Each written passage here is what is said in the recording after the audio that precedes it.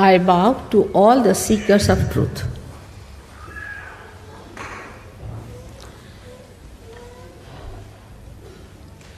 When we are seeking the truth, we have to know,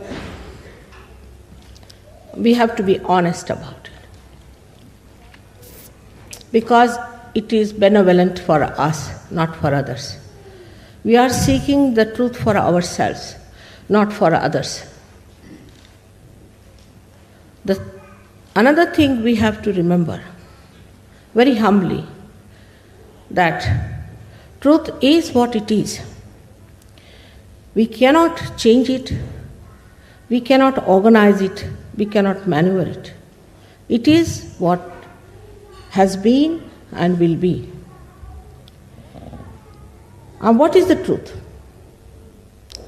The truth is that you are the spirit.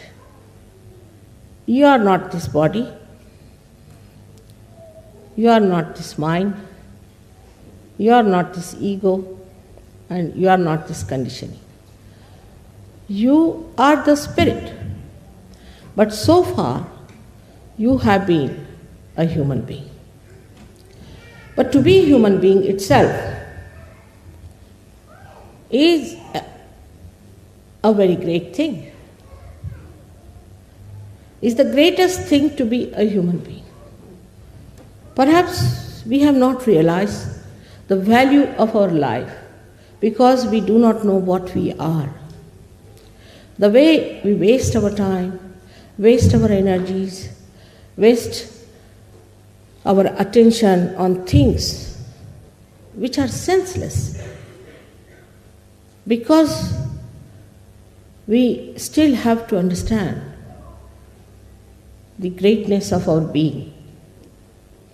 Human beings are made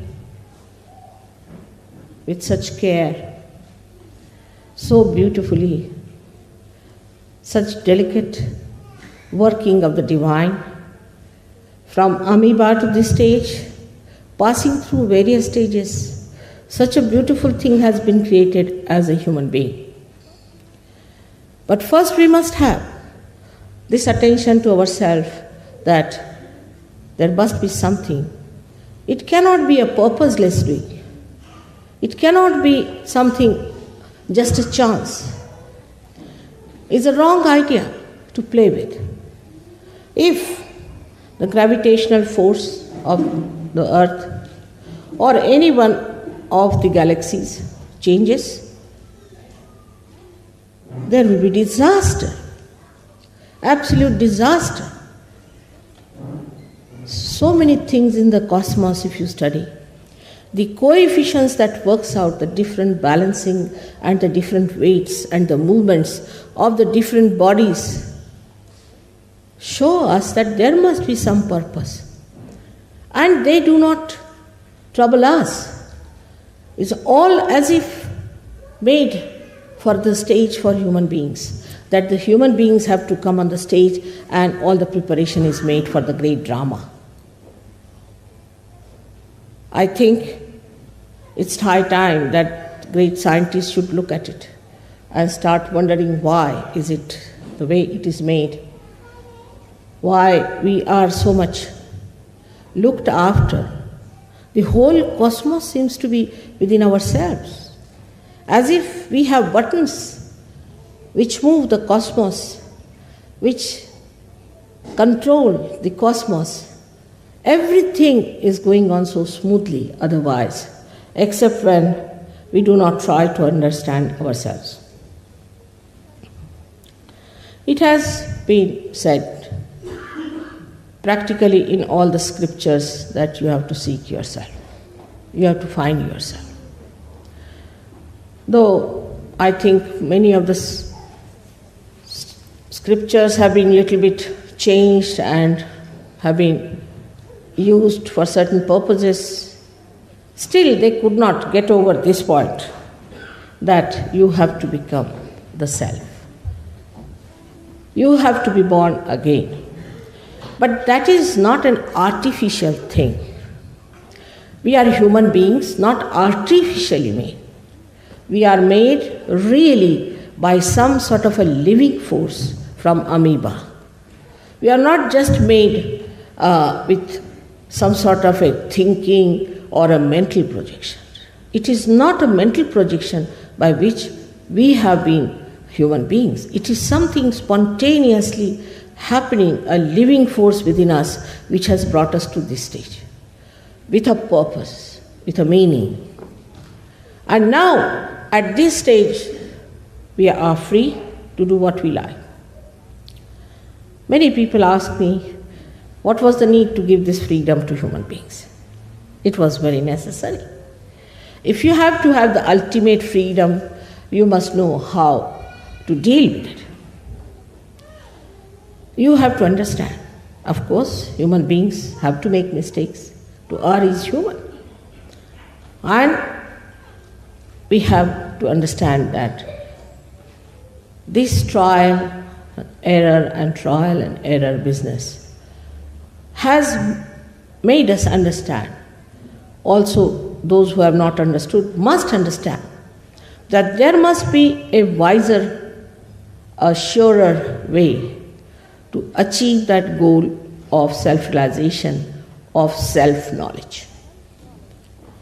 Self-knowledge we do not have, we must admit very humbly. We have had no system by which we could know ourselves. But think of a computer that is a human being is.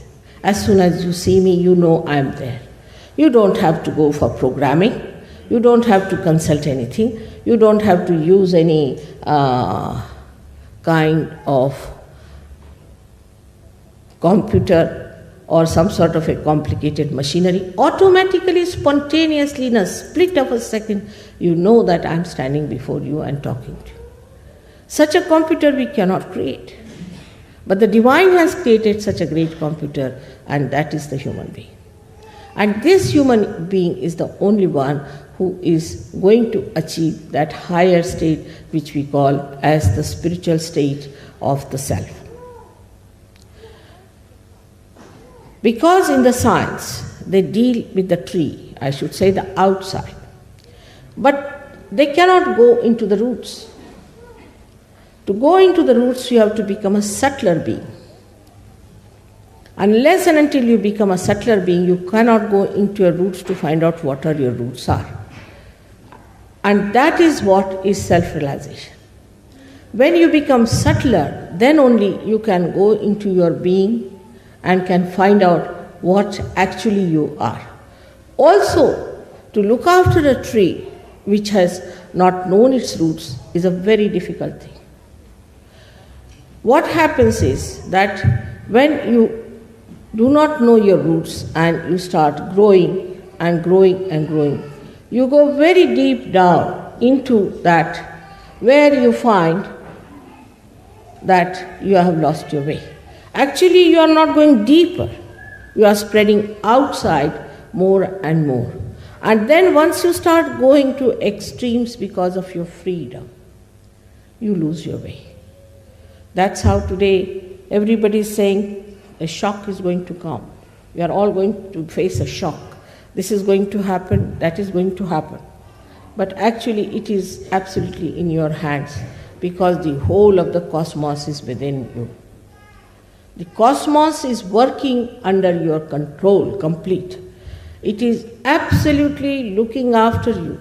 Every element is looking after you to preserve you, to guide you, to take you to the right thinking.